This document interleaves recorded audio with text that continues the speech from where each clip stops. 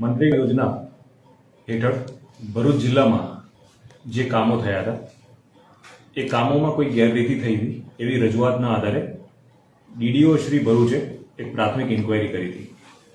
આ પ્રાથમિક ઇન્ક્વાયરીમાં એમને શંકાસ્પદ વસ્તુઓ જાણવામાં આવી અને 56 ગામો પૈકી 11 ગામમાં પ્રાથમિક ઇન્ક્વાયરી કરવામાં આવી ત્યારે તેમને ગેરરીતિ થયાનું પ્રાથમિક દ્રષ્ટિએ જણાવ્યું. ત્યારબાદ ઇન્ચાર્જ ડીઆરડીએ ભરૂચ દ્વારા આ રિપોર્ટના આધારે એક પોલીસ ફરિયાદ દાખલ કરવામાં આવી. પોલીસ ફરિયાદ ભરૂચના એ ડિવિઝન પોલીસ સ્ટેશનમાં દાખલ કરવામાં આવી અને આ તપાસ શરૂ કરી ત્યારે તપાસ વિસ્તૃત હતી અને ઘણી બધી જગ્યાઓ કવર કરતી હતી ભરૂચ જિલ્લાની, એટલે એક તપાસ ટીમની રચના કરવામાં આવી હતી. તપાસ કરવામાં આવી રહી છે અને RM વસાવા એ પોતે તપાસનીશ અધિકારી છે. તપાસ ટીમે જ્યારે તપાસ શરૂ કરી ત્યારે ઘણા બધા કર્મચારીઓના નિવેદન લેવામાં આવ્યા. તલાટી, સરપંચ, આઉટસોર્સના કર્મચારીઓ, જે લોકોએ મટીરિયલ સપ્લાય કર્યું હતું તે ઉપરાંત જે લોકોના જોબ કાર્ડ બન્યા હતા કામ કરવાના, એ તમામનો નિવેદનો લેવામાં આવ્યા હતા અને ઊંડાણપૂર્વક તપાસના અંતે પોલીસને પ્રાથમિક દ્રષ્ટિએ એવું જણાયું કે આમાં ઘણું બધું ખોટું થયું છે. તપાસ ડિટેલમાં જતા ખબર પડી કે બે એજન્સીને આ કોન્ટ્રાક્ટ મળ્યો હતો, મુરલીધર એજન્સી અને જલારામ એજન્સી. આ બંને એજન્સીઓને મટીરિયલ સપ્લાય કરવાનું હતું ને કામ પૂરું કરવાનું હતું.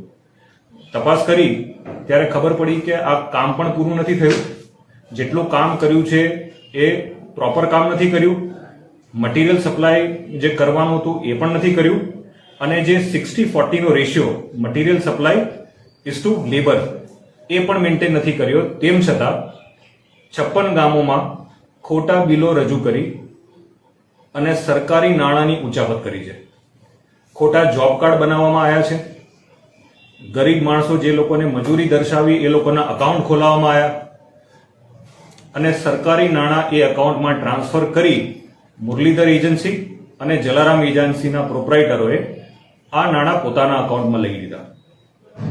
આ આખી તપાસ પ્રાથમિક રીતે 11 ગામોથી શરૂ થઈ અને હાલ પણ ભરૂચ જિલ્લાના 3 તાલુકામાં આ કામો જે નથી કરવામાં આવ્યા અથવા અધૂરા કામો કરવામાં આવ્યા છે તેની તપાસ ચાલુ છે.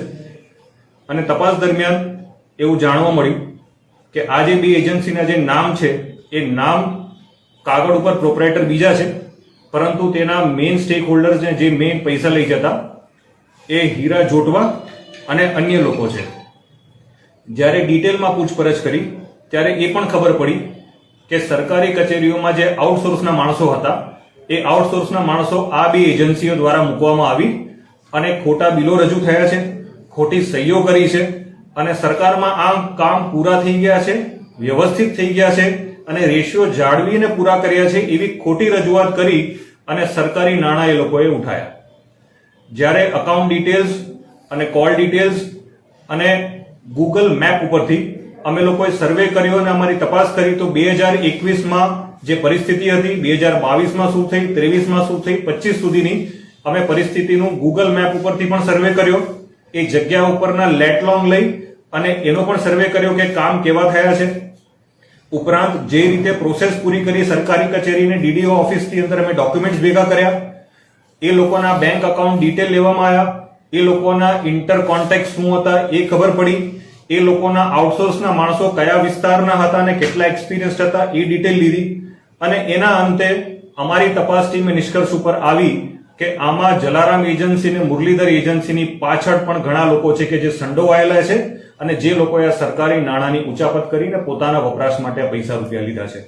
જેના આધારે અમારા પૂરતા પુરાવા અને એવિડન્સ ભેગા કરી અને ગઈકાલે હીરા જોટવા કે જે આ બધા પૈસા એમના અકાઉન્ટમાં, એના પરિવારના અકાઉન્ટમાં જે ટ્રાન્સફર થયા છે એમને અમે ગીર સોમનાથથી પૂછપરછ માટે લઈ આવ્યા અને ગઈકાલ રાતે ભરૂચ પોલીસે એમને એરેસ્ટ કર્યા.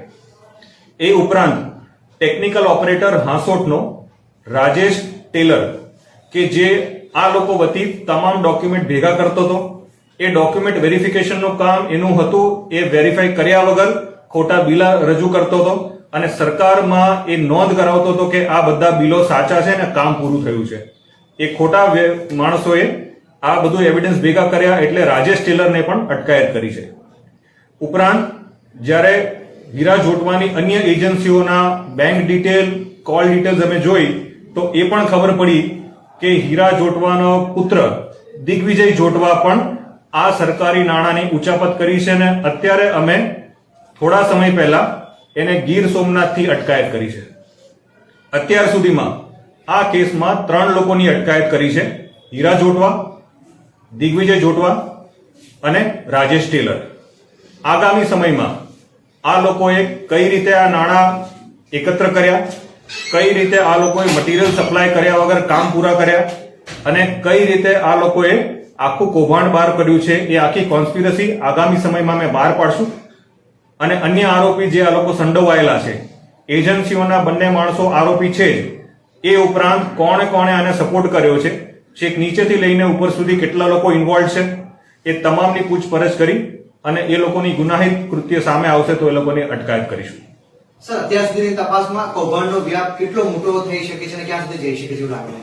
હાલ પૂરતું ડીડીઓ શ્રી ભરૂચે 3 તાલુકાની ડિટેલ્સ આપી છે. 3 તાલુકાના 56 ગામોને આ એફઆઈઆર ના અંદર સમાવેશ કરવામાં આવ્યો છે.